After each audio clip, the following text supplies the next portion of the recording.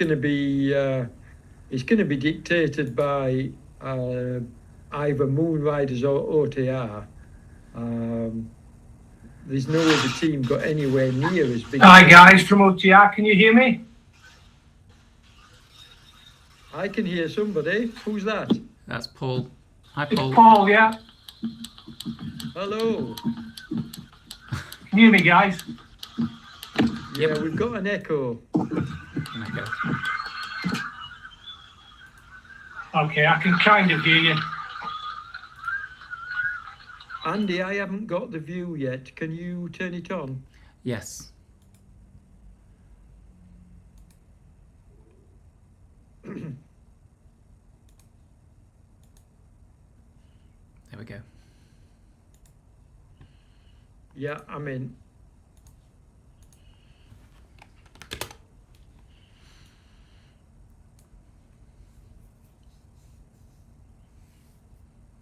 No, what will happen, you'll find that each rider will find his own pace.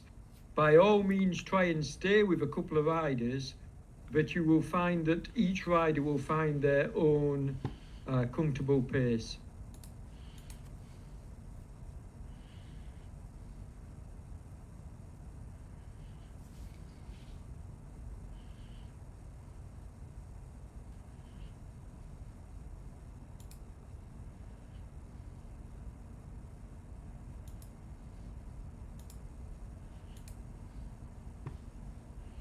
Okay, good evening everybody, and welcome to the evening edition of Stage 7, the TDM 2023 edition.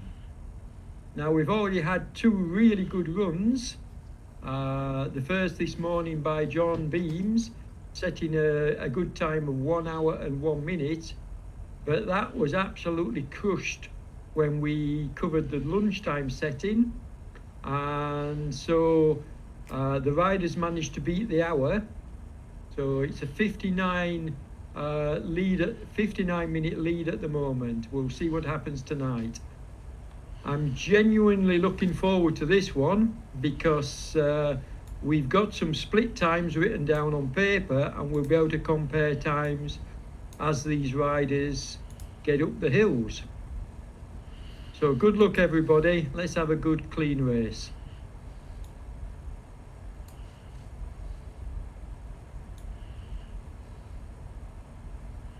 And they're away. Nice fast downhill start.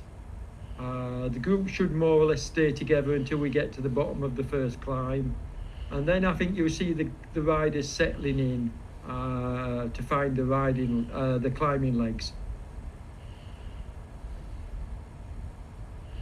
We had small groups at lunchtime staying together, and I think we'll possibly see the same in this evening run.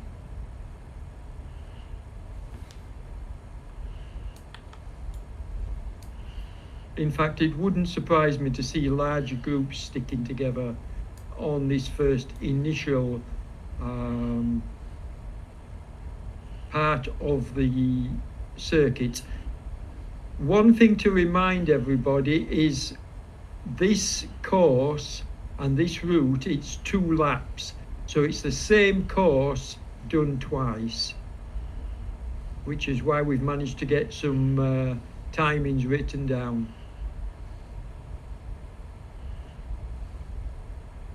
So as expected, we've got OTR really bossing the front of the race, 4 OTR riders in this front little group. Now OTR had 17 riders that we counted on the line, maybe even more by the time the race started. So they had 17 when we counted just before the start. Moon Riders have got a good selection of riders in the race as well, and you can see Wouter Klaas is on the front at the moment, pushing the pace along. Now the key thing we noticed earlier was that the pace had to be around the 5 watt kilos to stand any chance of catching John Beam's time, and the group managed to do that, and actually they beat John's time by quite a margin. If Wouter can keep him and his friends here, at this pace, then they're going to be on target to take over as well. Now you've got Christoph as well from Pedlars. He's on the front with Keith from OTR, and they're setting a blistering pace here. This is faster than the earlier run. So yeah, looking very comfortable and very good at the moment. Now the key thing to watch with the figures, you can clearly see, as I can on the left hand side of the screen, the top 11 riders 1 to 11, and you can see that all of them are doing 5 or very close to 5 or over 5 watt kilos.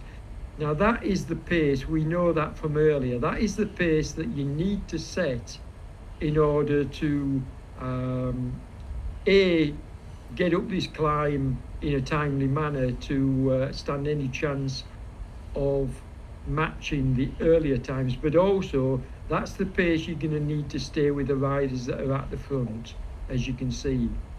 And Wouter and Christoph are going to try and push this along and break up the riders behind them, and I think we may well see that happening sooner rather than later, because they're looking very strong. Christoph doing 5.6 watt kilos there, second wheel, so he's definitely got the legs tonight, and so has Wouter, 5.3 there we saw. So they're pushing on a little bit harder than the riders behind. There's not much in it, and we'll have to see if the gap actually goes out. It's at the moment it's about 16 meters between the two leaders and the small group behind. So we'll see what happens.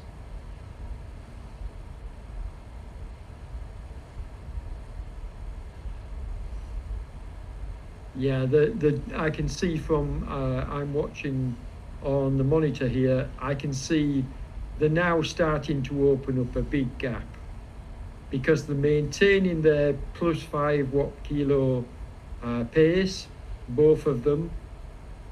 Keith Barclay's also pushing out 5 watt kilos, but he's a good now 35 meters behind.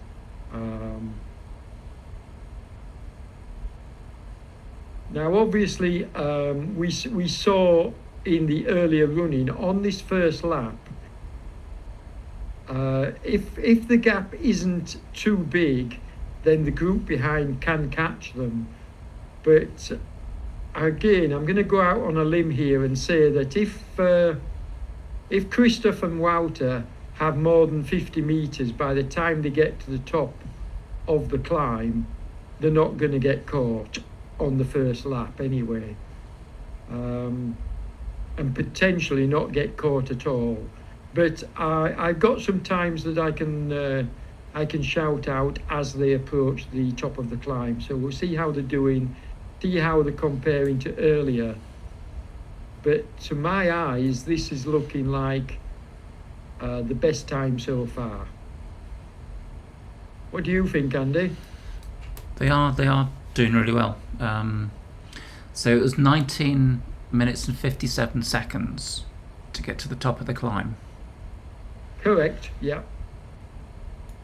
Yeah, in fact, no, it was 19 minutes and 57 seconds to get to the halfway point. Oh, okay, yes. Just sorry. over the summit. Yeah.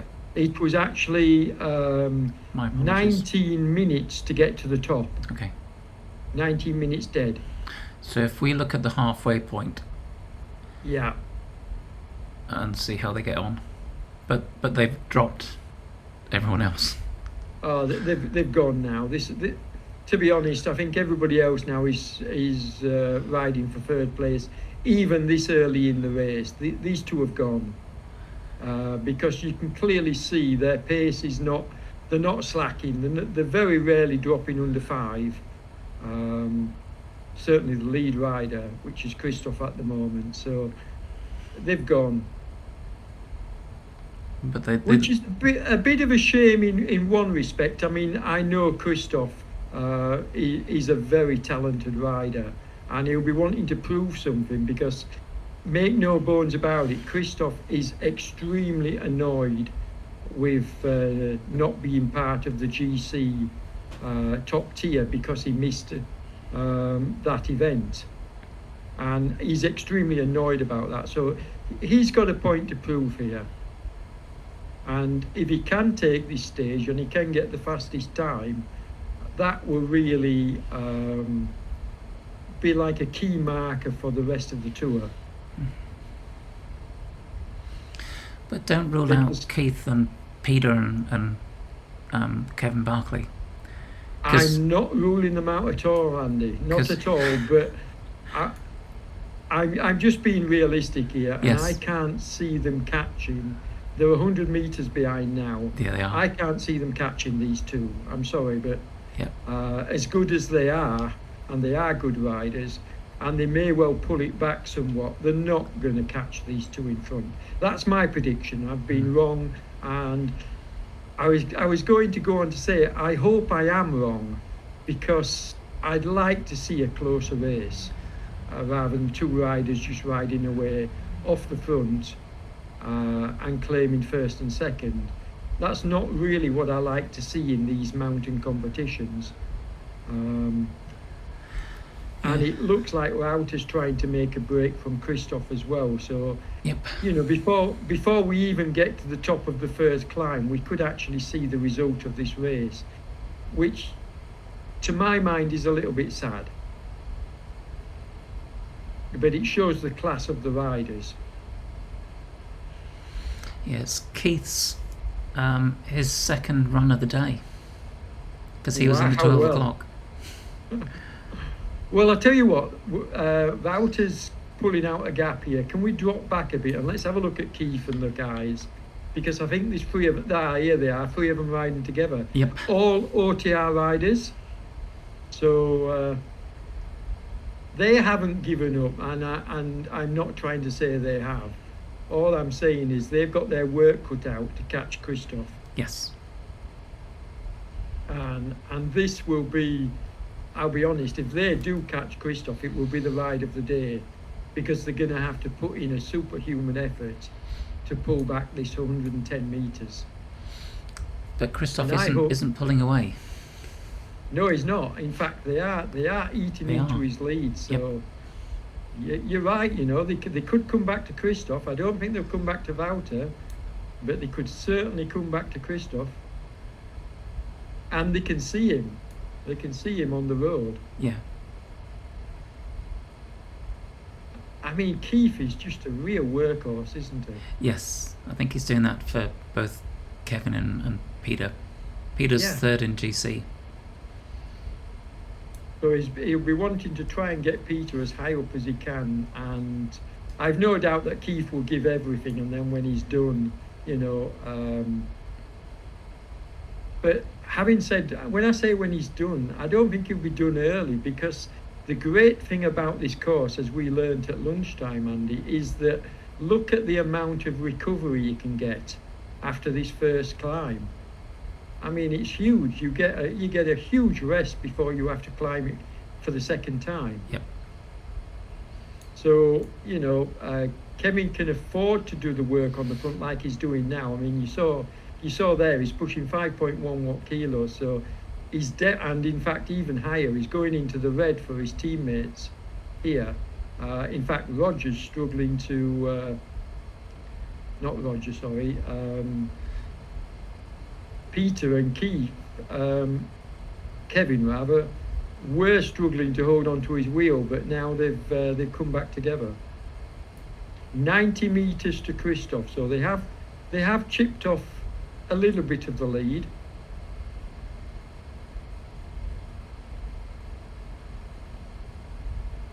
Okay, let's have a quick look just behind them and see what's happening, see who's making up the rest of the top 10.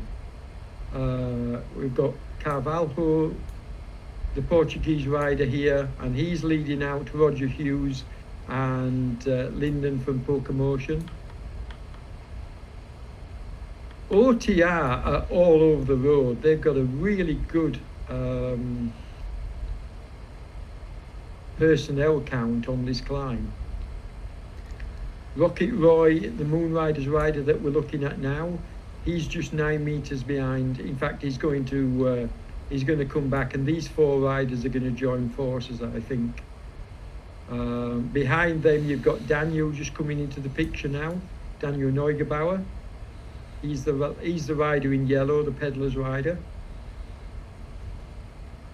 But then they've got a really good gap on the rider. So the top 10, as we saw in the earlier race, we didn't see it this early, but we did see it in the earlier race. We saw the top 10 more or less decided pretty early on. And I think it's fair to say that this top 10 will probably stay away as well if they can get to the top with the current gap that they've got. We'll have to wait and see. But let's have a look and see what's happening at the. I'm looking on my other monitor, and Christoph is actually 40 meters behind Wouter, and he's 100 meters in front of Keith and company. So it's more or less status quo at the front of the race here. Yep. That's a good view. That's a very good view, isn't it? What a course. I'll tell you what, it's going to be amazing. We'll do what James has asked us to do. We'll have a look when they're going down the downhill. We'll do a wide view and see if we can't see the switchbacks. Yep. That is going to be quite an interesting view. So let's go back to.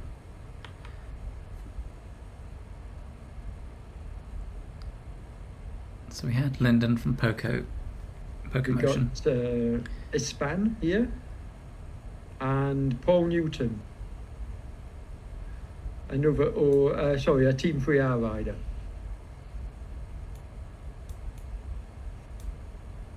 And they seem to be riding well together.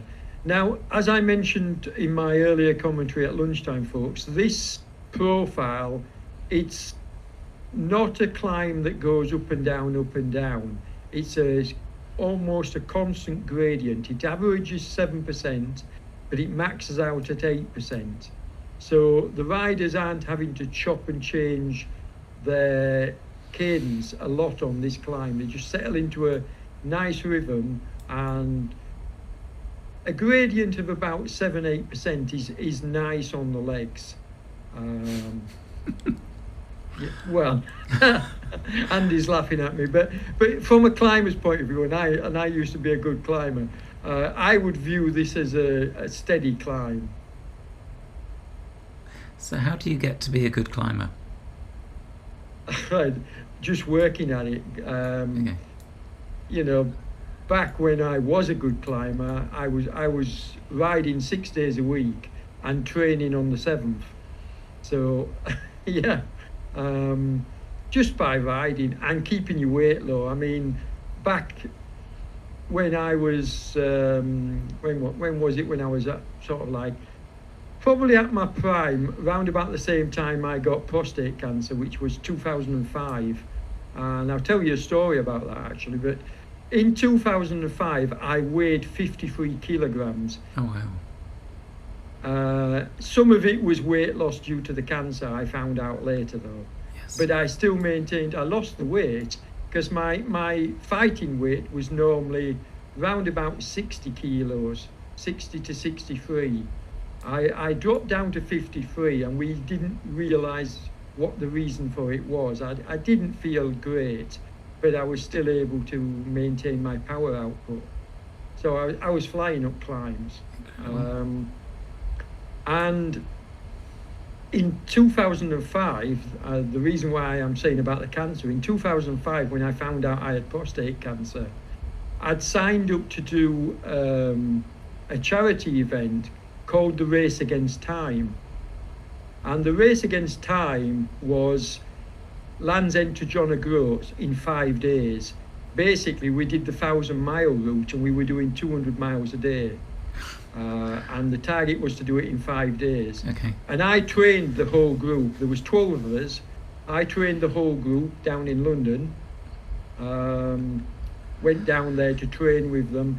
And on one particular training ride, I just had the seeds, the radiation seeds, put in my prostate, 100 of them. Ouch. And 2 weeks later, I was due to go on our first 100-mile ride with the group. And Kieran, the leader of the whole charity event, and one of the top riders, Kieran phoned me up and he said, I don't suspect you'll be coming to the training event, will you, Derek, given that you've just had surgery? And I said, well, no, I'll go down, I'll come down, and I'll try to stay with you as long as I can. I can't sit on the saddle, so I'll be riding out of the saddle, which was true. I couldn't physically sit on the saddle, so I had to do all my riding out of the saddle. And I joined the team. We were doing 100 miles, and we were doing through and off for the first time. I was teaching them how to do through and off. Wow. So anyway, we were doing 100 miles. I started with them, expected to drop off, and I actually finished the 100 miles all out of the saddle. Awesome. And you can ask any of the 2005 riders. That's a true story. And there were some good riders on that tour. No, We raised quite a lot for charity as well. That's incredible. Yeah. I can't even do an hour.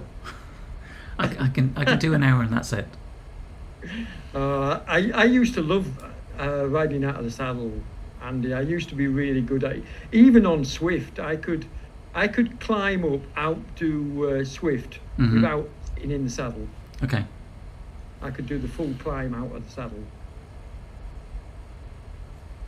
Anyway, back to the race, folks. Wow. We're currently watching the group that's in 10th, 11th, 12th and 13th place here. But we're going to go back to the front because they've crested the climb. Here's Wouter. Now, this is the halfway point, 1915. Yep. Now, the halfway point the first time around was 1957, you may remember. So Wouter is well on target to beat the previous time. Let's move back to the riders behind and see if they're approaching the line. There they go. So there's the second place rider, Christoph, and he's on target to beat the earlier time as well. What about third place? These riders need to get, and these riders are on target to beat the earlier time. And they have So lost the Keith. first four riders that we're seeing going over the halfway point are just on target to match or beat the earlier time. Yep. Now they've dropped, who's this we're looking at? Keith? Yeah. Yeah. Keith worked his socks off trying to pull Peter up the field, Yes. and I think he's paying for that now, poor lad. Now he may well get some recovery here and get back to them, but that again is going to be a very tough ask. Whether he will stay in no man's land in the middle of the groups or whether he'll join one of the groups behind him, we'll have to wait and see.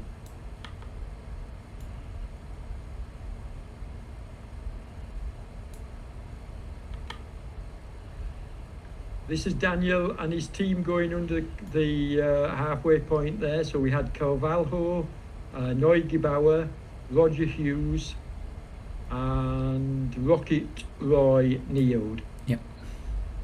In this group. And if you look, I think I'm correct in saying here that Keith is actually easing up and allowing, you can see from Keith's wattage, he's easing up here and allowing this group to catch him. There's no point in him riding on his own. He might as well join this group, sitting with them on the descent. Yes, and help Hughes as well.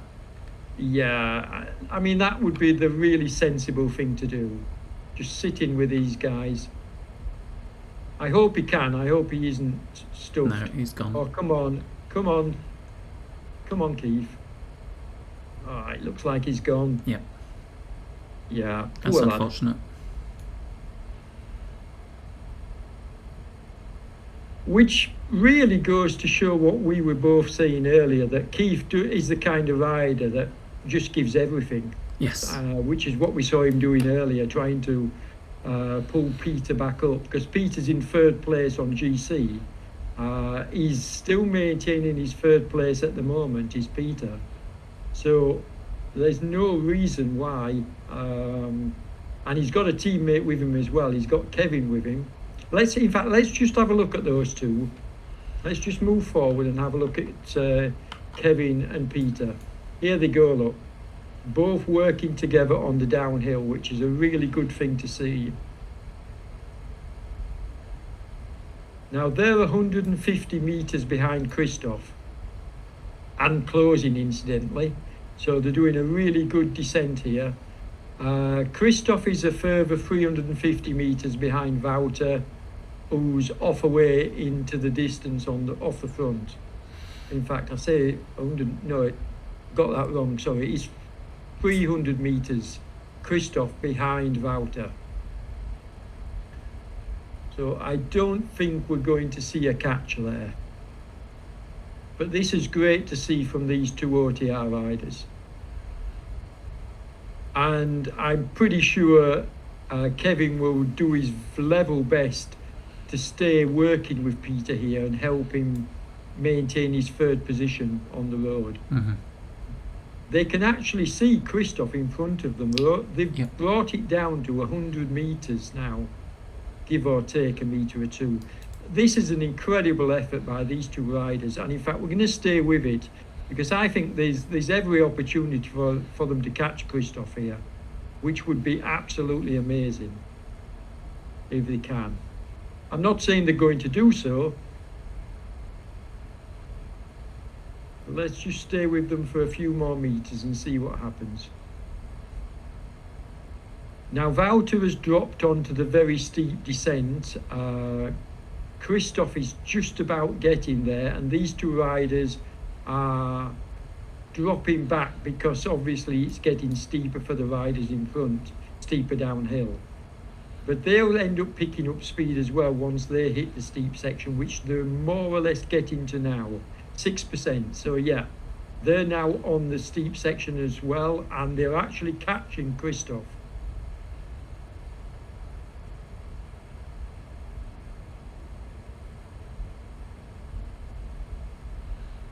Come on, lads.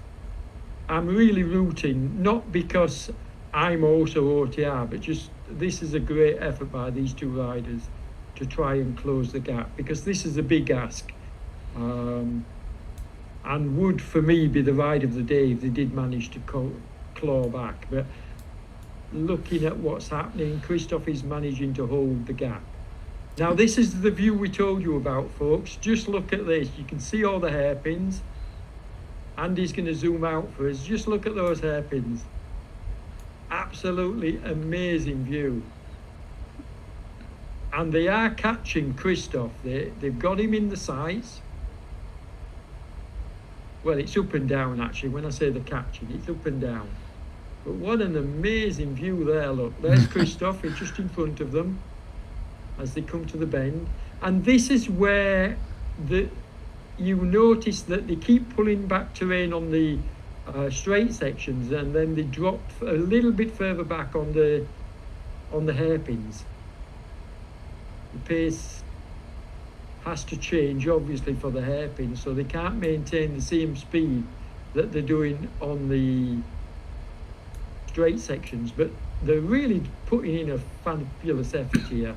95 meters less now, 90 meters. They're catching all the time. What an incredible ride we're watching here. Yep. What an incredible ride. Yep, Peter doing 7 watts per kilo. Exactly, yeah. Well into the red, Peter Brook-Warvel. Absolutely storming down this. Look, he's in the red again.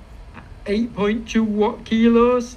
I mean, that's immense. He must be in the biggest, well, the big ring and the smallest gear at the back. Just his biggest gear. Just pushing this along. 7.2, 8 watt kilos again. Fabulous effort, and even Kevin is going in the red on his wheel. So both riders here, 77 meters now. I'm sorry if I'm getting excited, folks, but this is, as a commentator, this is very exciting. Can they peg him back?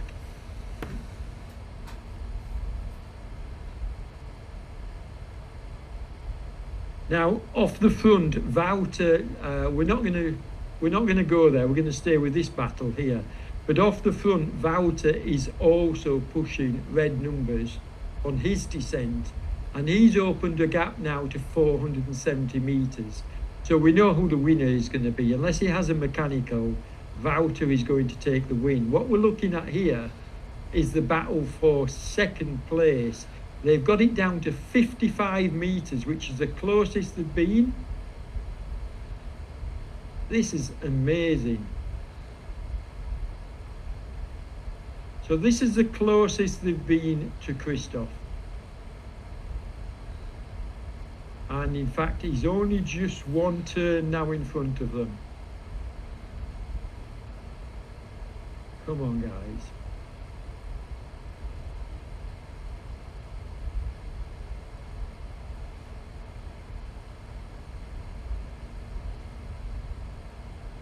It's incredible because what we're watching is we're watching the gap close, then we're watching it open, then we're watching it close, then it's open. I mean, we're down under 50 meters, I saw there. They were down to 48 meters behind.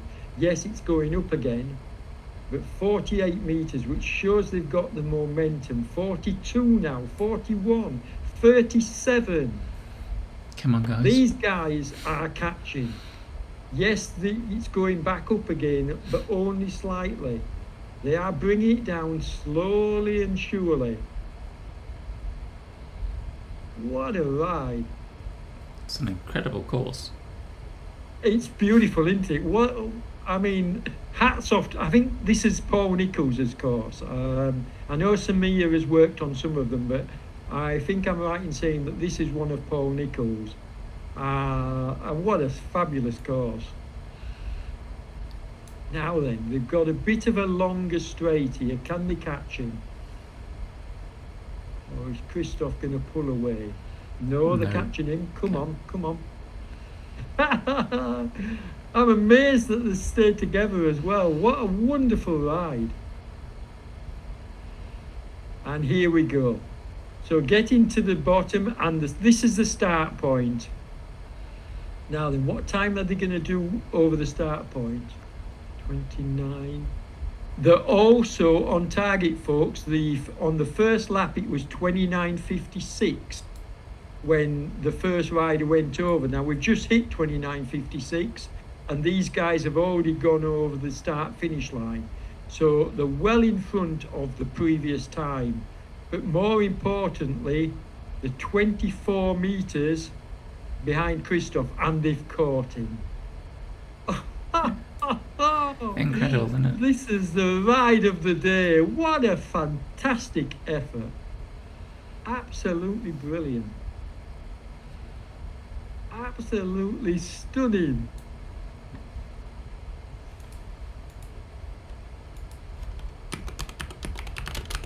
Oh, Peter deserves a second place for this. What a ride. What a ride. Wave. Absolutely. And the wave as well. What a fabulous ride. Now, the thing to watch, folks, they're on the climb again, and the thing to watch now is, have they got the strength to stay with Christoph? Because they've done so much work now to pull him back.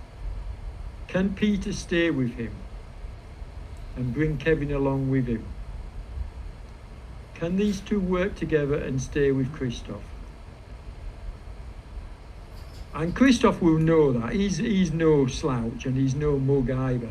Christoph will be trying to just lift the pace and try and distance them. But if Peter can get on his wheel and just say, no, I'm not going anywhere, then that will sort of like change the mindset of Christoph, and he'll be starting to think, wow, these guys are too strong for me. They're too strong for me.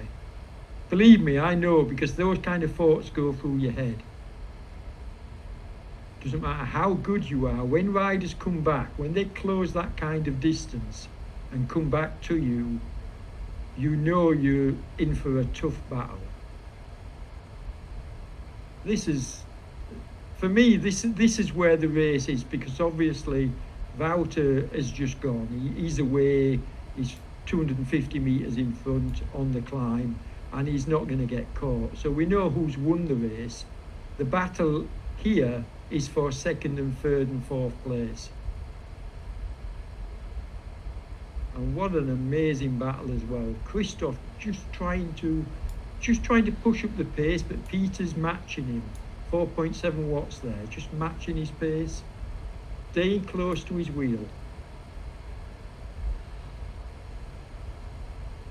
I make no apologies for staying with this group, folks, because this really is where the main action is happening. And I'm sure the viewers want to see this battle as well. Yeah, we're just going to zoom in on them and have a closer look. Absolutely amazing riding. Not too close. I mean, Kevin's now doing his turn.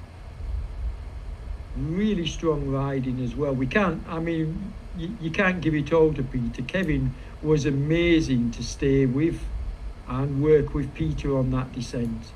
Absolutely stunning riding from the two of them.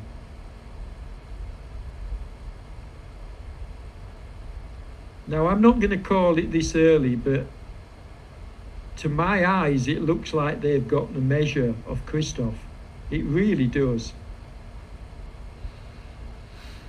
But they pulled back Klaus. They pulled him back to 260 metres. Yep. So, but they're not going to close that though, No, Andy. no. I'd like to see them do so, just for an exciting finish. But they're not going to close back that gap. The question now is, can Peter break the spirit of Christoph? That's one of the things which I would try to do. I would just try and set a slightly higher pace for a little while. If I've got it in my legs, try and set a slightly higher pace and just see if you can break his spirit. And there you go, you can actually see Peter doing exactly what I've just said. You can see he's pushing 4.7, 4.8 watt kilos. He's trying to break. This isn't sort of like, he's not going to be able to maintain this, not after the effort that he's done. But he is pushing 4.8 here, purely and simply, along with Kevin. I mean, Kevin's matching him. And this is to try and distance Christoph. Mm-hmm. And it's for no other reason. It's not to sort of like say, look, I'm stronger than you. The reason they're doing this is to try and break Christoph's spirit. Because that can be worth, and trust me on this, that can be worth, 0.2345 of a watt kilo when you get inside somebody's head.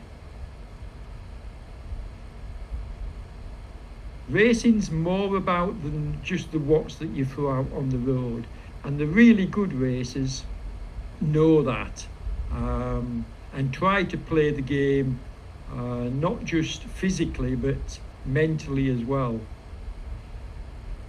And there's a lot of good riders in this race that do that. Riders like Henrik Mard, John Beams, they've all got that astuteness to know what's going on. But sometimes your legs just can't give, what you're actually trying to do in your head can't often be done by your legs.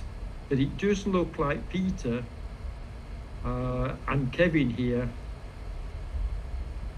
if they can keep this going, I think they can distance Christoph. Christoph's not out of it yet. He's only 30 metres behind. Excuse me. So he's not out of it, but if they can push that out to 50 metres, then I don't see them being caught. 30 metres not enough, but 50 metres, and I think they're going to distance him. Full credit to Christoph behind though, because he is actually holding them at 35 metres. And all three riders are doing, high fours watt kilo.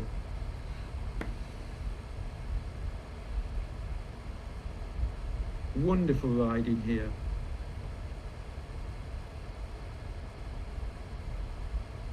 Okay, we'll come back to this, Andy. We'll leave these two now that we've seen them taking over. Let's work his way back.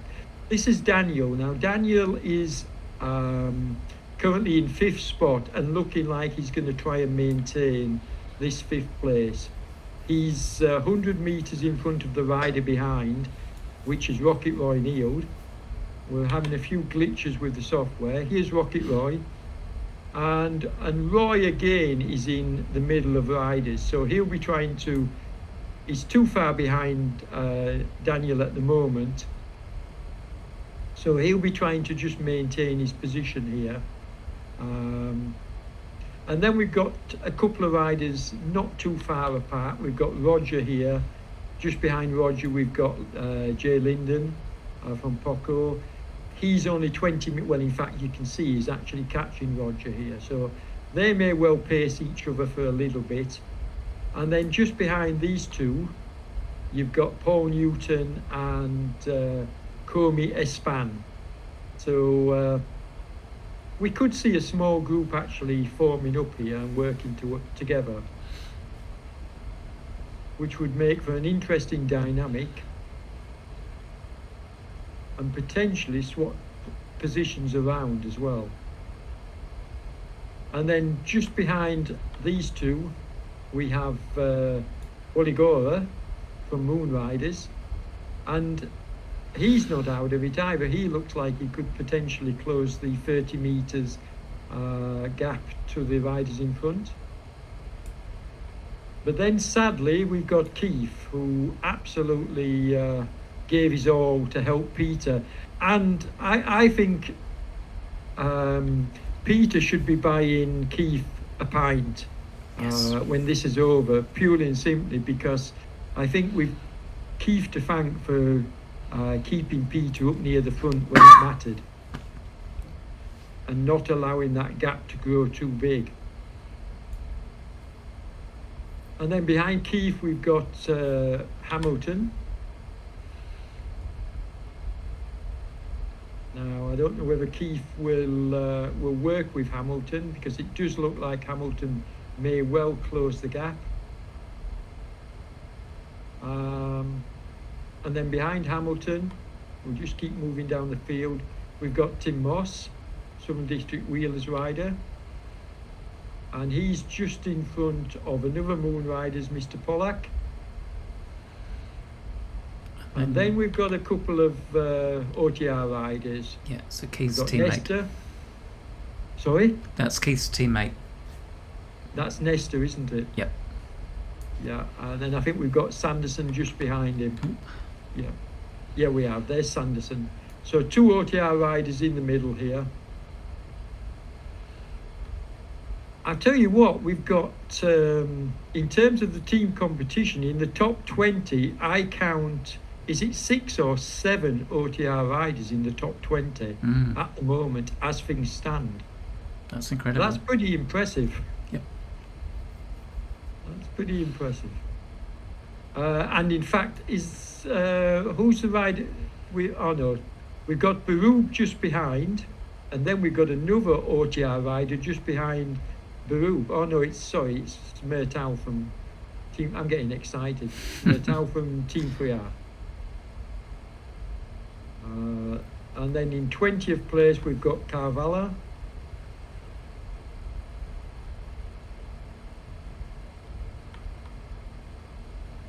Being caught by Barclay. Being caught by Barker. Okay, if you want to just work his way down the field, we'll just have a quick look at all the riders. So we've got Ploiter, OTR rider here. We've got Walker, his teammate just behind him. So these two can work together. Is Paul Pudell, sorry. Yep. A huge turnout from OTR, as we've already mentioned. By far, and if they can climb the rankings, they've got to be looking good in the team competition. Okay, who else we got? We've got Penn. And then you got Dollar. Cavelius from Rasio Racing, and he's riding with Hall. Then a rider I'm very pleased to see just behind these two, Christine. There she is. So this is our first lady on the course, girls and gals. And it looks like she's catching Mr. Hall.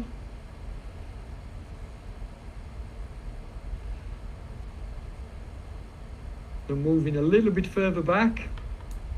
We'll come back to Christine a bit later, but we've got Stang.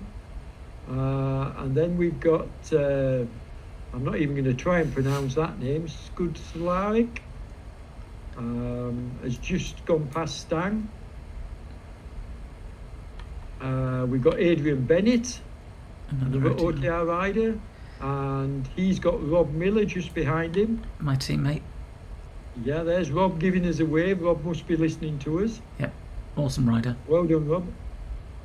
And then another of the Wouters here, Anton Wouters this time.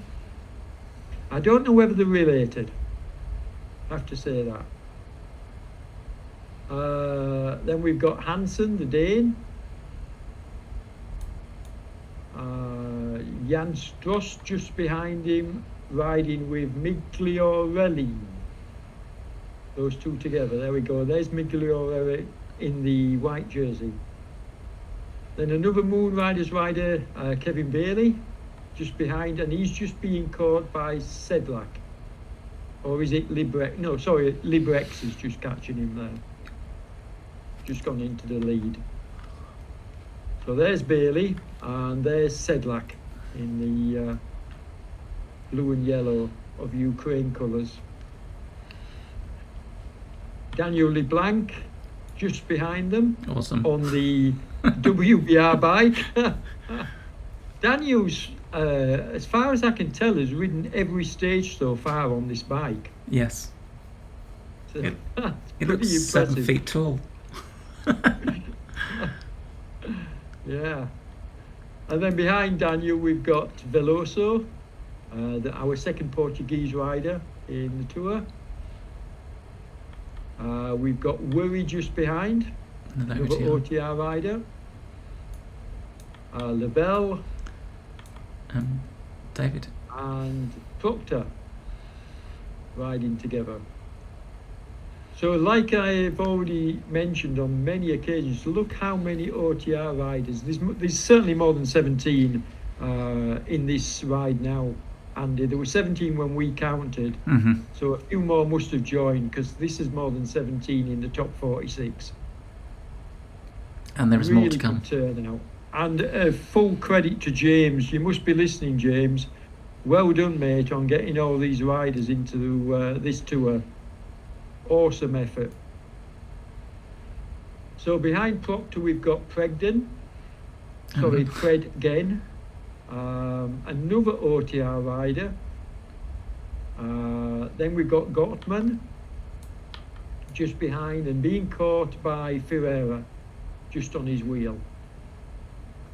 We're getting down towards the very end of the field now. We've got another OTR rider, Macca. Armitage just behind. Sorry I'm calling them out pretty quickly here, folks, but I want to get back to the front very quickly. So we'll just finish off. We've got Radek behind. Then we've got Mihel looking good. We've got MER. And I think Pardon and Elliot are the last two on the road. Yes, they are. So these are the last two OTR riders. We're now going to switch very quickly to the front because we've got action happening on the front of the race. There you can see Wouter. Now he's gone. He's 300 metres still in front, almost to the top of the climb. Ooh, He's gone. dropped. But this is where They- the excitement is. They've Because dropped look at this. These riders have taken 270 metres out of Christophe Contant. I mean, that's just a blazing ride from Peter.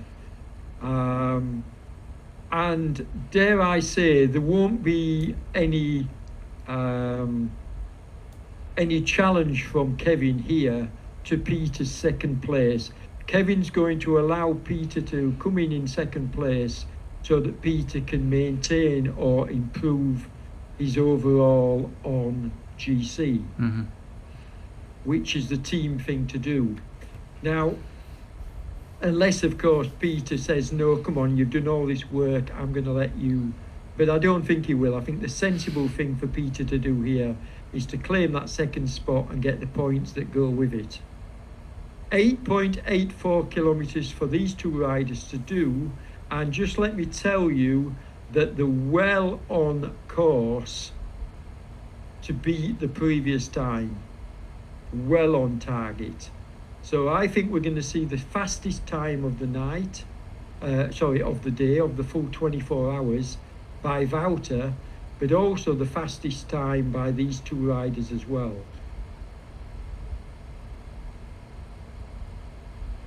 I mean, I don't have words to describe how good I think this ride is. For me, and I can only give my personal opinion, but I consider this to be the ride of the tour so far. I haven't seen a better ride than this, and I've covered every stage. This is just phenomenal.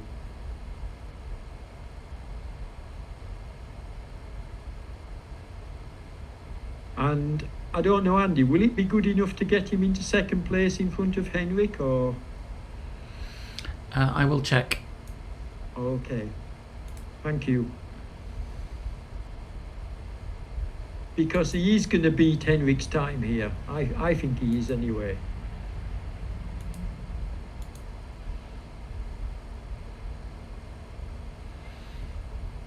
What an amazing ride.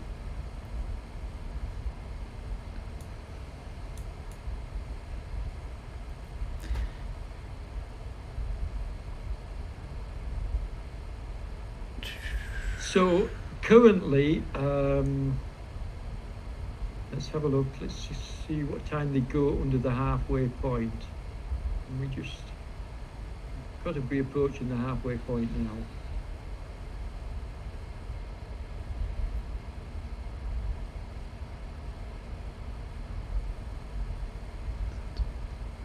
No, they may not beat Henrik Maard's time. They're just a few seconds behind. Yep.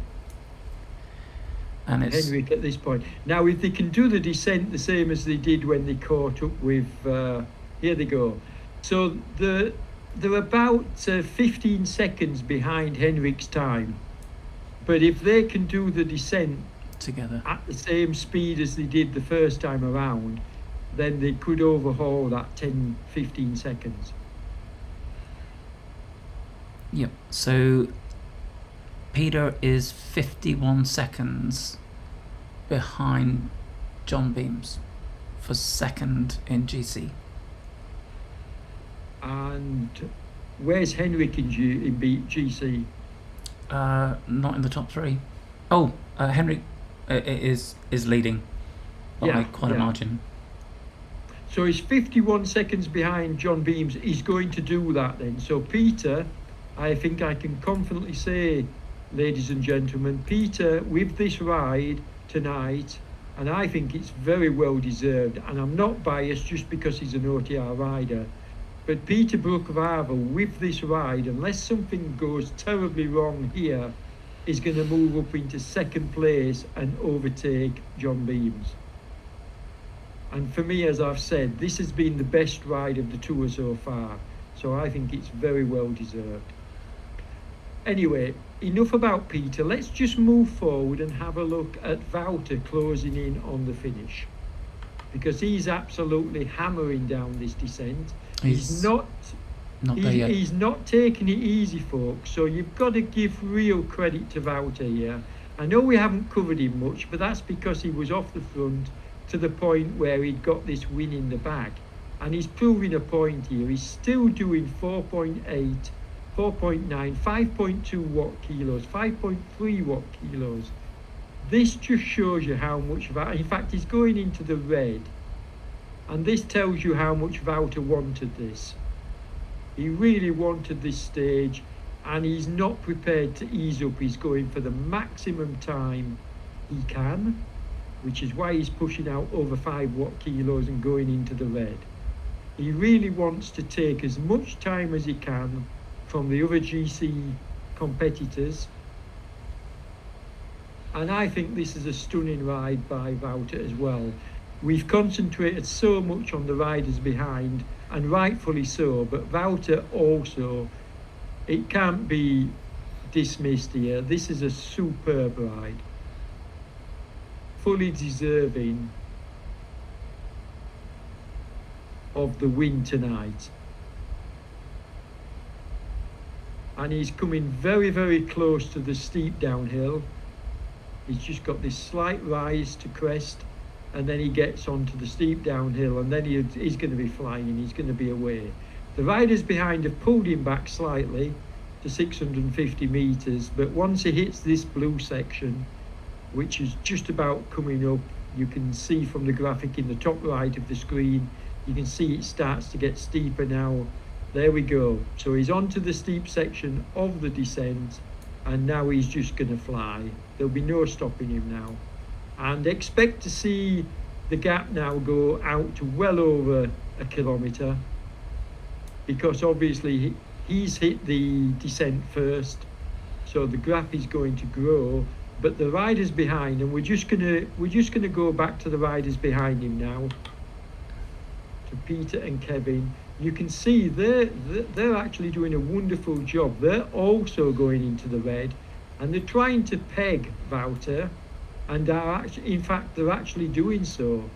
Rather than Wouter clawing out a huge lead, they're actually pegging him back slightly here.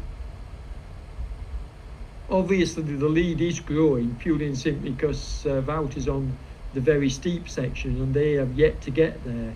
But once they get there, they may well claw back some of the lead that Wouter has got, but they're not going to catch him, not with 940 metres. But this is a stunning ride. What could happen here, though, is they could actually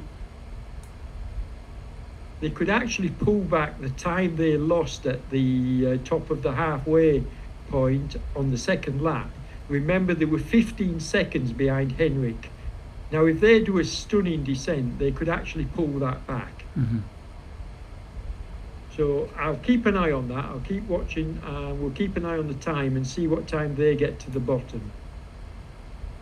I'm going to pull up RGTDB now just to check the exact times that the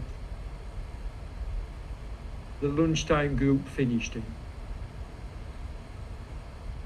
But just look at that view. What a fabulous view. Absolutely tremendous. Okay, just bear with me, Andy, while I just pull up these results. There we go, there's the dinner time running of it. Okay, so Henrik Mard finished in 59.52, which totally obliterated the time set earlier by John Beams. So the question is, Wouter is going to potentially beat that time, I think. I'm not sure yet. How far ahead is Wouter? He's 870 metres, so he's got about 2.5 kilometres to... Yeah, Wouter is going to beat Henrik Mard's time. The question is, can these two riders also beat Henrik Mard's time? And we'll switch to them, but we're going to go back to the front, and let's watch our leader going down this descent, because he's not slacking either. Look, he's doing 5.2 watt kilos, pushing the pace.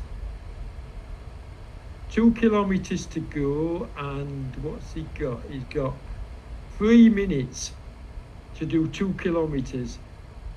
Now, you'd have to say at the speed he's going down this slope, it's going to be very tight. It's going to be only a few seconds between his time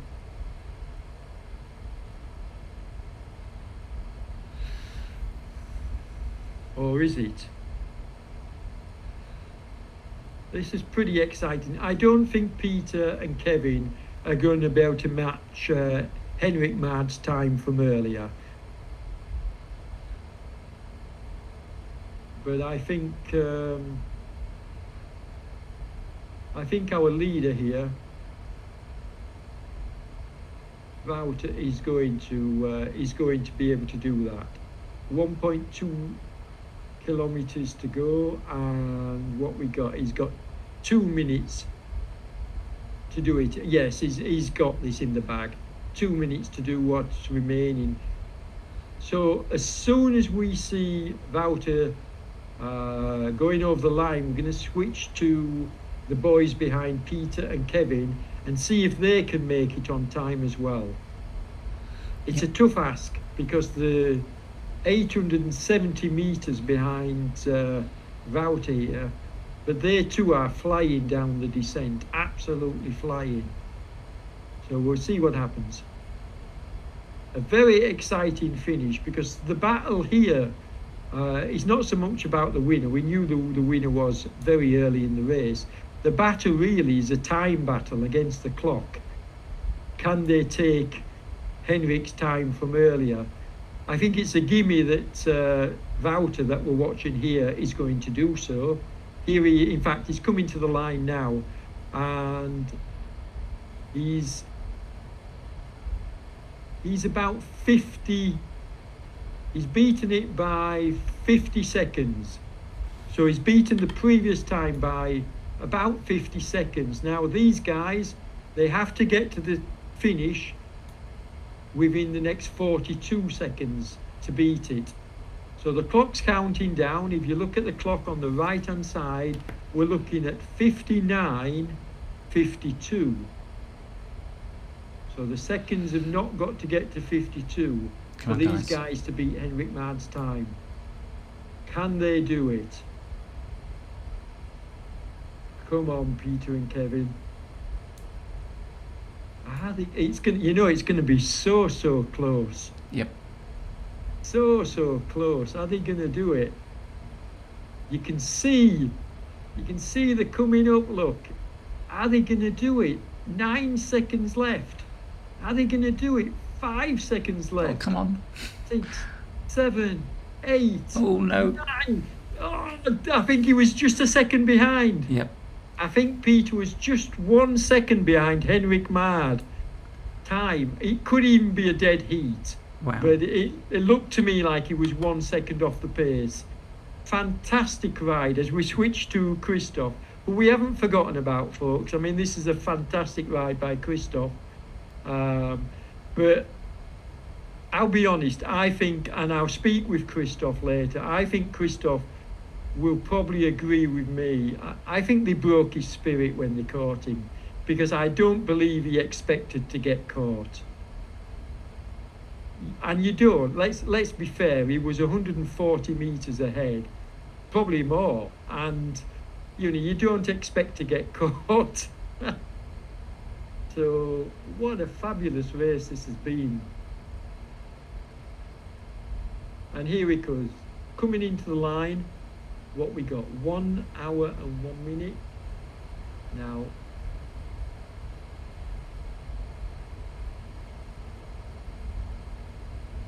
I mean, these are, if you compare these to the times set earlier in the day, these are fabulous times as well. Just outside Tony DeLoyne and Daniel Schock's time from earlier.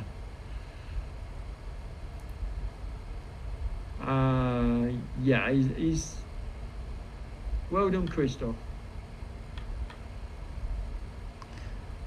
So next rider is his teammate, Daniel Neugebauer. Now, if you remember, when we last visited Daniel early on in the race, we said that he was in nowhere land, and he managed to maintain that. He managed to stay in his 5th place. He didn't allow Rocket Roy behind him to catch him. So, and Rocket Roy may well be able to hold off and maintain his 6th place as well. But here you can see Daniel going into the red, absolutely pushing for every vital second that he can. tired legs getting to the line, I might add. Okay, next rider, Rocket Roy. Now he's 130 metres in front of Lyndon, behind the Pokemotion rider, and he'll be desperately trying to make sure he's not, well, he won't get caught. We can see how close he is to the line. Yeah. There we go. So Roy takes 6th place on the tour, on the stage, sorry. But then we've got a close battle for 7th. We've got, because Paul Newton behind him, we're going to watch Roy coming in, but Paul Newton and Lyndon are swapping places behind him. The neck and neck, constantly swapping places. So this is going to be a very interesting battle. They're only just behind Rocket Roy. Here we go, just there you go, look. Now, can Newton just take him, or is Lyndon going to get it on the line? Lyndon just gets it on the line from Paul Newton. Okay, and then we've got Com Espan. Now, he's in no danger of being caught or catching anybody, so his place is secure, comes in 9th spot, and I'm happy to report that Roger Hughes, who's just behind him, will also come in the top 10 because he hasn't got any challenges either. So Roger makes up the top 10, no contest there. But then we've got a few interesting battles just behind him. So there's Roger in 10th place, giving us a wave. Well done, Roger. Now, we've got Wanigora here, the Moon Riders rider. Again, he's out on his own. He's not going to get pegged before he gets to the line, even though he's got a kilometre left to ride. He'll arrive safely for his 11th spot, as will the rider behind him. Now, somebody's breathing heavy. I don't know who we've got on the line, but somebody's breathing heavy.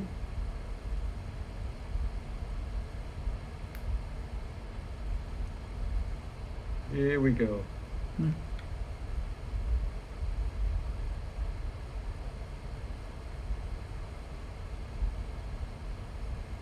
I love this finish, by the way, Andy. It's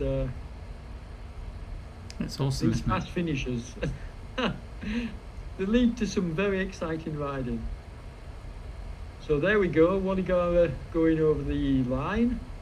And then we've got Hamilton, and Hamilton should be safe as well for his spot because it's a 300-metre gap to the riders behind. However, we may well see a battle for 14th, 15th place. We've got Hamilton to come in, then we've got Tim Moss just behind him. But then I think we may well see a bit of a sprint for the couple of riders behind. We'll see what happens. What I'm looking for with riders further down the field is to see if any riders are similar distance or riding together. And then we know that with a downhill finish like this, anything can happen. Mm-hmm.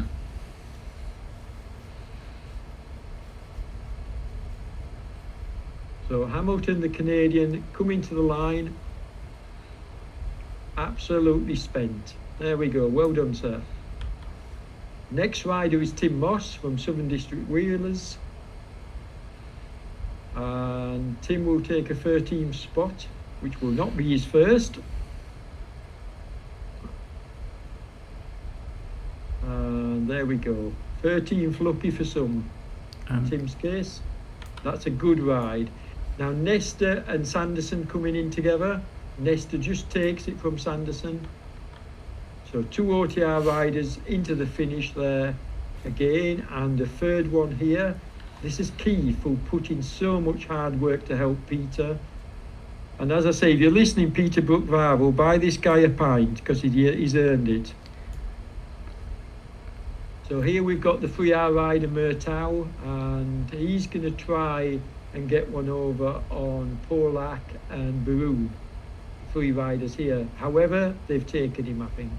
Yep, Baru gets it from Polak, and then Murtau bringing up the rear.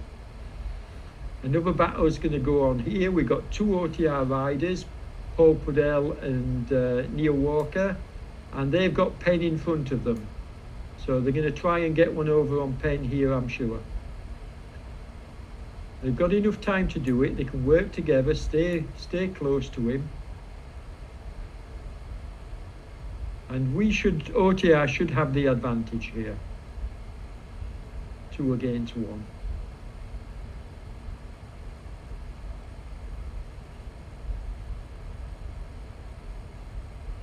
Come on, get on the wheel, that's it. Good tactics there.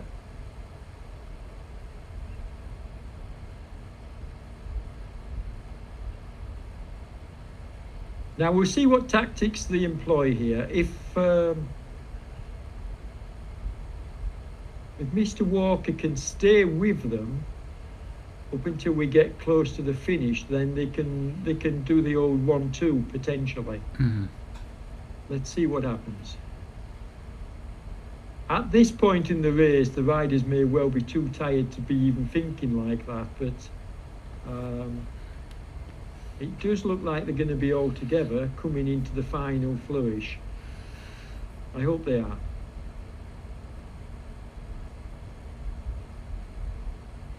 Fast approaching the last hairpin. There we go. That's the last of the hairpins, all 3 of them together. And the OTR boys are going to want to do Penn over here, but he's having none of it. So let's see what happens. Let's see whether Penn can actually pull out a lead. Now Paul's gone with him, but Paul's going for a long one. Now can he hold it to the line? Oh, come on, come on. Come on, Paul, come on. Come on, yes, one more dig, yes. one more dig, just. Awesome. He just got half a wheel. Half a wheel in front, well done. That's a good 21st place, Paul. 20th place, Paul. Just in the top 20, well done. Now here we've got another OTR rider, and he's motoring as well, going into the red, as you can see. So, not hanging about, wanting to finish strong. Red numbers all the way. What a ride, 6.9. What kilos? And he's pushing it all the way to the line. What a good ride. Mm-hmm. Well done. Okay. Barkley. And he's got 440 meters left.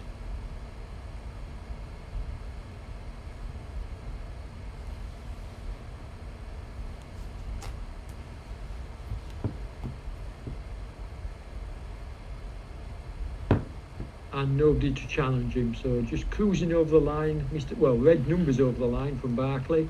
Good finish. Then we've got Stoller. Now, again, nobody to challenge. As with the next rider, I don't see this Moonriders rider being caught by the riders behind. We're going to have a battle for 27th, 28th and 29th place, because we've got 3 riders all going to come in together. But before they do so, we've got this rider, Skudlarek, from Moonriders, and he's out on his own. He's 600 meters in front, so he's not going to get pegged back. And in fact, he's freewheeling down some of these hairpins, as you can see from his wattage. Hence why the guys behind are closing in on him, but they're not going to be able to pull him back because he's just too far in front. Here we go. And it does seem, I mean, as is happening here with this rider, most of the riders are actually using this, what shall we call it? I mean, he's on the steep section now, but when they were on that false flat section, most of them seem to want to put in the big numbers. Which is quite interesting. Okay, so we got a 3-way battle here. And who've we got? We've got, Christine is in these 3.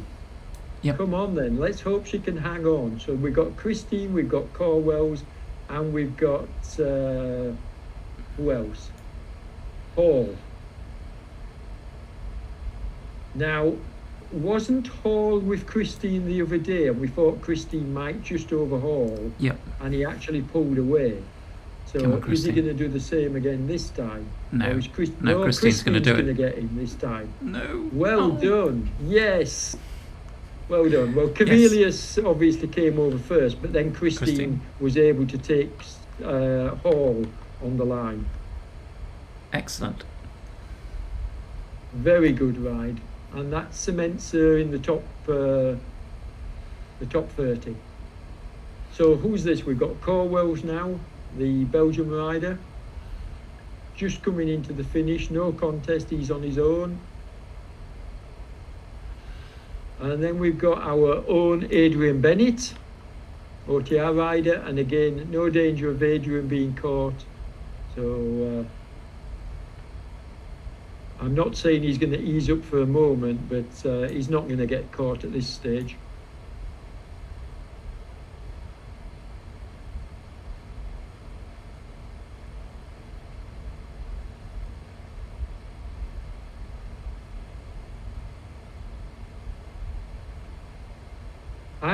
I'm quite looking forward to seeing how today has reshaped the GC overall, Andy. Yes. Because there's been some stunning performances this weekend.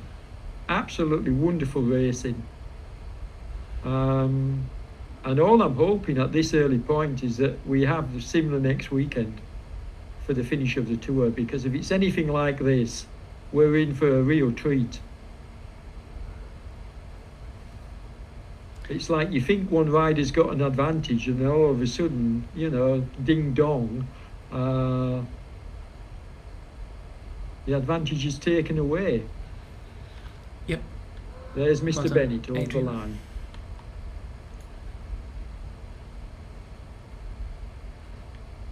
Yeah, it's an incredible series because you've got 4 races per day, and you've got 12 stages. There's so much that can change. Yeah. Well, we're seeing that, aren't we? I mean, I'm looking at the GC and thinking to myself, wow, this could go any way. I mean, today they've proved Henrik set the fastest time at lunchtime and must have thought that was going to stand. He must genuinely have thought, well, that's going to stand. And for these riders to, overtake him as we watch Stan coming in, and then we've got another rider, the 3R rider, Jan Strost, on his own. But yeah, just to go back to what I'm saying, to see it change around the way it has, and I think, the one rider, well, not just the one rider, I think his team. This weekend, I think pedalers have made errors in the way that they've sort of like timed their runs and everything. I know John was working, so I'm not talking about John's run, but I'm talking in general, because they went off early yesterday and must have thought, oh, we're going to set the fastest time, and it was nowhere near the fastest time. I don't know. And Henrik, like I say, must have thought today by going earlier that he was going to set the fastest time.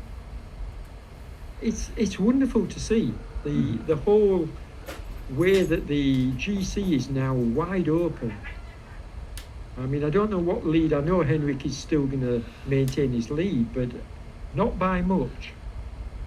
John Beams, I think, is going to be down into 3rd or even 4th place. I think we've a lot of racing to look forward to, and anything can change. But isn't this course, folks, just look at this course here, this winding, twisting downhill. Isn't this just a wonderful course by Paul Nicholls? Absolutely beautiful. Just look at that. And we know from the road markings that's the last of the hairpins. That's what the white square designates. So that was the last of the hairpins. He's now into the home stretch. No. Or is it? No, it wasn't. Sorry, that was. I know a white square marks the last one, so sorry, I just assumed that was the one, but no, it's not. My apologies. He's still got a fair way to go yet. I'm getting excited. It's lovely, isn't it? Yeah. It's such a wonderful course. Just look at it. What a wonderful course. How many hairpins are there, do you know? I will count the next lot. Oh, dear. Those that are still on the climb, we can count those. Okay, I'm still so busy watching the action, and I really am enjoying this. And because we're chatting about it, and because we're discussing here's the white square that I mentioned. Yeah. I thought that one was the one he'd reached, which is why I made the mistake thinking he was at the bottom. But yeah, it's just such a wonderful course and wonderful racing. I think we've been given a treat this weekend. And not just by the leaders, by the riders coming in behind as well. Yeah, everyone. So here we are, Jan Strauss coming over the line, 31st place. Awesome. And then we've got Dutchman, Librex here. And again, he's safely out on his own. But there's a few battles brewing just behind him. There's a few riders riding alongside each other. I think there's a 4-man group not far behind him. So we could see a sprint a bit further down the field. We'll see what happens.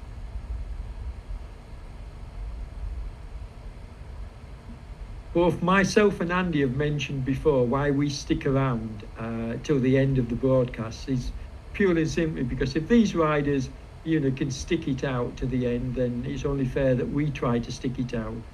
Now, sometimes we won't be able to, like this lunchtime, I couldn't because of family commitments. I wish I had stuck around because I actually had to go out in a rainstorm this afternoon with my girls, and I got absolutely soaking wet through. Had to come home and have a hot shower just to warm up. So I wish I had stuck around and covered the event. But it was nice because I took my youngest out to feed the ducks in the rain. Well, the ducks would have appreciated it. They did. They appreciate it every day because it's a daily thing now with my youngest daughter. Yep. As we watch Librex crossing the line, there we go. And now we've got Bailey from Moonriders. And again, once again, red numbers look. Almost all the riders are hitting red numbers as they get to this section of the ride. Wonderful riding.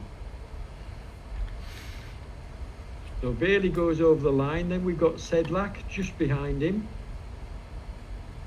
in the Ukraine colours.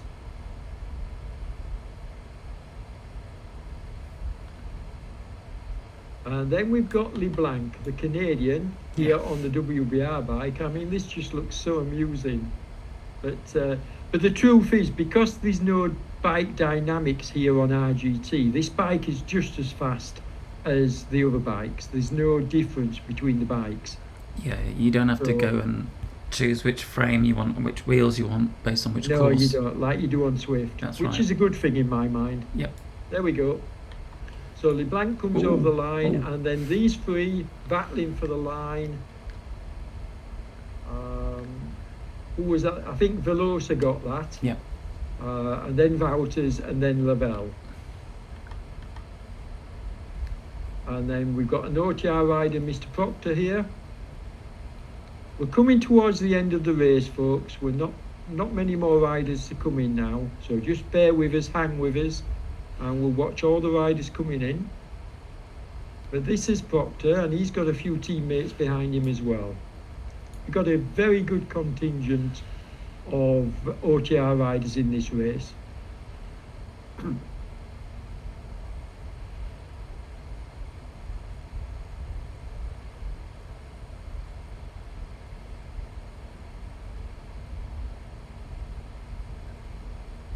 round the right-hander, round the left-hander, and then I think he's got one more right-hander. Or is it two more? I think this is it. 'Cause Yeah, this it's is the last. This is the last bend, and then he's on to 6:30. the home straight. Yep. I'll make a mental note of that. 620 meters. And again, another rider putting in a big effort here on this section. There you go. The red numbers are showing. I told you. Oh, I think I can safely say every rider has put in a dig there at that section of the ride, or just before. Mm. So Proctor crosses the line. Now we've got Rob Miller Yep, my teammate. Come and on, his Rob. teammate, and he's a good friend to us both, I think. I love this guy. Yes. Yeah, Rob is amazing. So well done, Rob. Then what we got? We got two riders coming in close together. We've got Hansen here, and then just behind him is Pregden, which we think we just, or have we? No, Pregden is with Worry, the Yep. two OTR boys.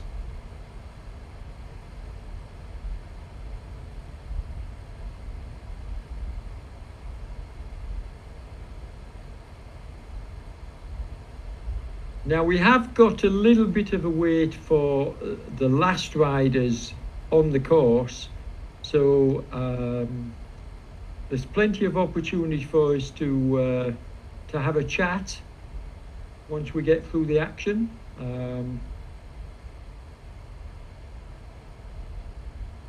Because our last riders are some 7 kilometers behind at this point.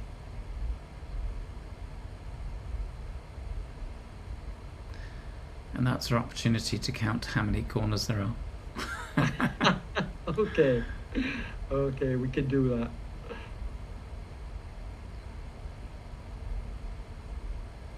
So are these two riders going to duke it out, or are they just going to finish together? My guess is they'll just finish together. Mm-hmm. Looks like it. Yeah. On this kind of a course, do you prefer to go for a long one, Andy, or do you prefer to leave it until you're close to the line? I'd go for a long one just to put pressure on the guys behind. Yeah, I go for a long one because I just can't sprint. So anybody that watched, and they're on my channel, by the way, they're on my YouTube channel, Mhm. as we looking at Macca now coming into the line. But if anybody looks at my esports YouTube channel, I'll put a link in the description one day. But yeah, if you go there and you look at my coverage and races that I did in the Flemish 3.2 watt kilo races, you'll see that many times I was taken in a group to the line and they dropped me at the line. I just couldn't stay with them. It got to be a standing joke with me because I knew it was going to happen. You know, I could quite happily stay in their draft and work with them. But when it came to the sprint at the end, I knew I had absolutely no chance. So Yeah, my Zwift power stats say I should be able to sprint because it's like 13 watts per kilo. oh, I can't get even close to that. I don't know what my max is. I'd have to go back and have a look, but it's nowhere near that, I can tell you. Yeah, I'm just trying to work out how how do they measure it? You can look at your stats in in Swift. You've got the ability to be able to look at Yes. your wattages, and you can calculate it from that. I don't know if you can do it with RGT. To be honest, it's something I've never bothered with because I've never been riding well enough to really be concerned about my watts in RGT. I wonder if they they're going to improve on that, so it's similar to Swift Power. I think it would be nice. I think for the because this platform now is really becoming a very good racing platform. I think everybody has to agree with that sentiment, and therefore I think the more tools they can throw at the races, I think the better they can make the experience for said races. So yeah, I think it's something they should definitely look at. I don't want all the silly crap coming over from Swift, like them changing the dynamics. And Yes. certainly I hope we never see power-ups. I mean, my good friend and fellow broadcaster and streamer, Damon Bates, Yep. he's now moved over to Cade Sports, and eventually I probably will end up doing some work over there with Damon on Cade Sports. Because I've been ill and because I've taken so much time out, that never happened. But it may happen in the future. And as we are just going to watch Macca coming over the line here. This has been a good ride by Macca. Well done, sir. So he goes over the line, and then we've got Gottman, the next ride on the road. But yes, going back to Damon and myself, we worked together, as you know, quite a lot on RGT. Yep. Became firm friends, and I learnt a lot from Damon, and I have a lot of respect for him. But he moved over to Cade Sport because he wasn't getting the support from RGT, and I can't say I blame him for what he's done, but I've had a quick look at Cade Sports, and there are aspects of it I absolutely love, but there are aspects of it I absolutely hate. And the aspects that I hate are the gamification side of the platform. Yep. I hate that. It's one of the reasons I love RGT, because RGT doesn't have a gaming feel. It feels like real cycling, and the dynamics are geared to real cycling. Swift is a game. Yes, it's got a slight real life cycling feel to it, but at the end of the day, with the power-ups and everything else, Swift is nothing more than a high-tech game. And the sad thing for me is that when Swift put on national championships and this lot, quite often they still have power-ups. Well, yeah, they do. Yeah, well, that's stupid. You don't get power-ups in real life. What the F are they doing with power-ups in a national championship? But if you look at Swift Racing League, last season they introduced the burrito. Yeah, what does that do? What does a burrito do? So it because it fills up the riders behind, they get heavier, so it slows them down a bit. Yeah, okay, and that happens in real life, doesn't it? Yeah. I'm sorry, I'm laughing. I shouldn't diss Swift, because trust me, I do love the guys over there, Andy, but yeah, I just think they're making such a big mistake going down that route. I just do. As we watch Armitage coming over the line, that's a good ride from the OTR rider. Yep. 48th spot. And the last two. And here we've got two more. Now, Now we can talk amongst ourselves here, because we've got 6 kilometres. So, are we going to count the hairpins? yep. Okay, Yep. let's. When do they start? They're a fair way to go yet before they get to the hairpins. Yes. So let's Yeah. count them as they go around. So I started riding again back in 2013. And as you know, I live in the UK. Yeah. There was a tour at Cambridge, and I wanted to go and watch this, and it was only just down the road. So in 2013, I got on the bike, and I paid £60 for this bike. Big steel And, frame. and how thing. old were you? I'm just interrupting. How old were you? Oh, I was 38 at the time. Okay. I'd been in a 2013. I'd been in a wheelchair for 8 years prior to Oh, that. wow. Couldn't walk. And you do what you do now? Yes. Jesus, I've got a story, but that sounds like a story you're gonna have to tell me, Andy. We'll save that for another broadcast. Oh, yeah. You're gonna have to Yeah. tell me that one. Okay, come on anyway. So On with the story. it was a mile and a half down the road, so I got on the bike. I got there, but I couldn't get back. That was my first ride from a wheelchair. And Wow. I remember that. And that was a time when quite a few of the locals didn't like the idea of closed road cycling. And some silly people took it amongst themselves to put tax on the road. And the amount of accidents they caused was horrendous. Okay. But yeah, that mile and a half was a long mile and a half back in 2013. Wow. Can I ask, how did you end up in a wheelchair? I was on a motorbike and I hit a car that pulled out in front of me.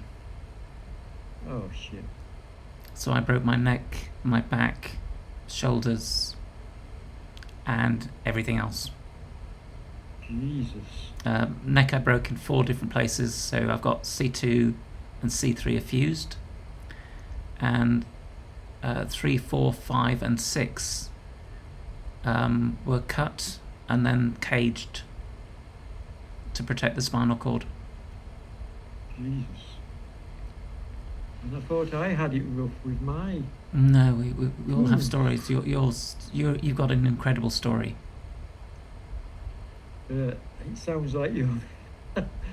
Wow. And how long did you spend in the wheelchair? 8 years, you said? 8 years. Jesus, lad. Well, I can only admire you for coming back. But this brings me perfectly on to something which I'll mention for the viewers and for you, Andy. My next broadcast, it was due to be this weekend. It may well happen tomorrow. Yep. But my next broadcast in my own personal story, you Yep. know, I'm doing a vlog about my own personal story. I've been My following. next broadcast is actually called Don't Give Up. Yep. Now, I've already dug out the photos for it, and I'm going to tell the story. Well, I'm going to basically tell the story of Don't Give Up. Super. So please tune into that. But I really would love to, and it's something which, if you don't mind, I'll get some details off you, because one of the things I'm going to do in a future vlog is I'm going to tell stories about people that have extreme comebacks. And in fact, I'll just tell you another small story while we're watching these two riders coming into the finish.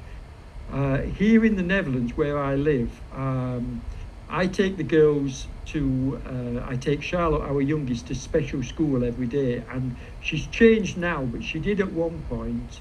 Her special school was 5 kilometres outside of where we live, the town of Groningen. And when cycling there every morning, I used to see this lady walking a dog. And the dog was using a wheel instead of one of its legs. Yes. Now, what I did back then was I actually, on one occasion, on the way back from dropping Charlotte off, I saw this lady with a dog, and I pulled up and asked her if she spoke English, and she spoke very good English. And I said, look, would you mind if on a future date I bring my iPhone with me, and can I just do a very short interview about what happened to the dog and why you decided to give it a wheel? And she did a wonderful interview for me about this dog. So the dog is going to end up in one of my future vlogs as one of the heroes. Yes. But I'd really like you, Andy, to... I'm not a hero. I think No. you should agree to do an interview. For me. Oh yes, but Okay. Yes. Enough said. Enough said. We'll leave it there. Don't know when it's going to happen, but enough said. It will definitely happen. Because there are a few people I know, Andy, who really, you know, I've been involved in the cancer community for a long time, and a lot of people think my story's It is. my story's amazing. Yes. And maybe it is, but there are people, believe you me, there was this young lad I met in Vietnam, and what he was doing, he was suffering lung cancer the same as I was, but he was like had a community of around 200 students, and he motivated these 200 students to work in the cancer wards. So 200 students that he motivated went to work in the cancer wards in Vietnam, because basically they didn't have enough personnel to look after the patients. Absolutely wonderful story. It is, isn't it? Amazing. But sadly, we're coming to the end of this broadcast as these two riders, and we didn't count this, or did you? We didn't know. No, I'm gonna watch it again later. And Okay, we'll get there, folks. We'll tell you how many hairpins, or maybe it'll be in the description of the ride. But me and Andy, we love to do these chats with you, and we're coming into the finish of this broadcast, so we're going to be wrapping up very shortly. But I think you'll all agree this has been the best weekend's racing that I've commentated on for quite some time. Very much enjoyed it. It's been wonderful working with Andy. I always enjoy working with him. And likewise. Thank you everybody if you've stuck around to this point, because it's been a treat. I can't wait to see James put together the final results and placings and see where the standings are. I suspect it will take him a little while to do that as we watch Elliot and Payden just coming over the line. Well done, guys, bringing up the tour stage 7 today. And that's the end of it, folks. Thanks for watching. Please tune in. I think we've got a rest day tomorrow. Have we, Andy? We do have a rest day tomorrow, yes. So yeah, you won't hear our dulcet tones tomorrow, but we'll no doubt get on the Facebook and pass some comments. But we'll see you all on Tuesday.